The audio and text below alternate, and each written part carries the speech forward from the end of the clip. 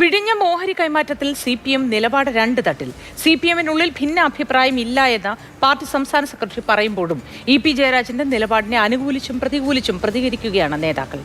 ഓഹരി കൈമാറുന്നതിലല്ല, പകരം സർക്കാർ അനുമതി തേടാതെയുള്ള ഓഹരി കൈമാറ്റത്തെയാണ് എതിർക്കുന്നത് എന്നും CPM നേതൃത്വം പറഞ്ഞു. LDF സർക്കാരിന്റെ ഫ്ളാഗ്ഷിപ്പ് പദ്ധതിയെ വിവാദത്തിലേക്ക് വലിച്ചിഴക്കരുത് എന്ന EP ജയരാജന്റെ നിലപാടാണ് നേതാക്കളെ രണ്ട് തട്ടിലേക്ക് എത്തിച്ചത്. വിവാദമാക്കേണ്ടതില്ലെന്ന EP ജയരാജന്റെ പ്രസ്താവനയെ തള്ളിയാണ് തോമസ് ഐസക്കിന്റെ പ്രതികരണം.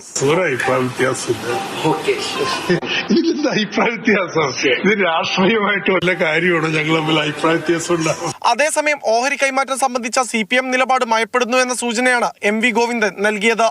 MSCക്ക് ഓഹരി നൽകുന്നതിൽ തെറ്റില്ലെന്ന് പറഞ്ഞ CPIM സംസ്ഥാന സെക്രട്ടറി പക്ഷേ ഓഹരി കൈമാറ്റം സർക്കാർ അറിഞ്ഞുകൊണ്ടുവേണമെന്നും കൂട്ടിച്ചേർത്തു. അല്ലെ, അതിനിപ്പോ ഞങ്ങൾക്ക് ആർക്കും ആരുമായിട്ടും ചർച്ച ചെയ്യുന്നതിൽ വ്യത്യാസമില്ലല്ലോ, അഭിപ്രായ വ്യത്യാസമില്ലല്ലോ. എന്നാൽ സംസ്ഥാന ഗവൺമെന്റിന്റെ അംഗീകാരം വാങ്ങാതെ ആ ചർച്ച എങ്ങനെയാണ് അവസാനിപ്പിച്ച് ഡീലുണ്ടാക്കി പോയത് എന്ന ചോദ്യം, ആ ചോദ്യത്തിലാണ് പാർട്ടി സെക്രട്ടറിയുടെ സമാന നിലപാടാണ് P രാജീവും ആവർത്തിച്ചത്. ഏതെല്ലാം മാനങ്ങളുണ്ട് അതെല്ലാം പബ്ലിക് ഇൻട്രസ്റ്റ് സ്റ്റേറ്റിന്റെ സംരക്ഷിക്കുന്നു, ഈ കരാർ മാറ്റമെന്ന് ഉറപ്പുവരുത്തിക്കൊണ്ട് വേണം അപ്രൂവൽ കൊടുക്കാൻ. അതുകൊണ്ട് പ്രയർ അപ്രൂവൽ. ഇവിടെ പക്ഷേ പ്രയറായിട്ടുള്ള മുൻകൂർ അനുമതി വാങ്ങിയിട്ടില്ല, അതൊരു ലംഘനമാണ്. ഓഹരി കൈമാറ്റത്തിൽ തെറ്റില്ലെന്ന CPM നിലപാട് തന്നെ LDF കൺവീനർ TP രാമകൃഷ്ണനും ആവർത്തിച്ചു. EP ജയരാജന്റെ പ്രസ്താവന താൻ അറിഞ്ഞിട്ടില്ലെന്നാണ് TP രാമകൃഷ്ണൻ പ്രതികരിച്ചത്.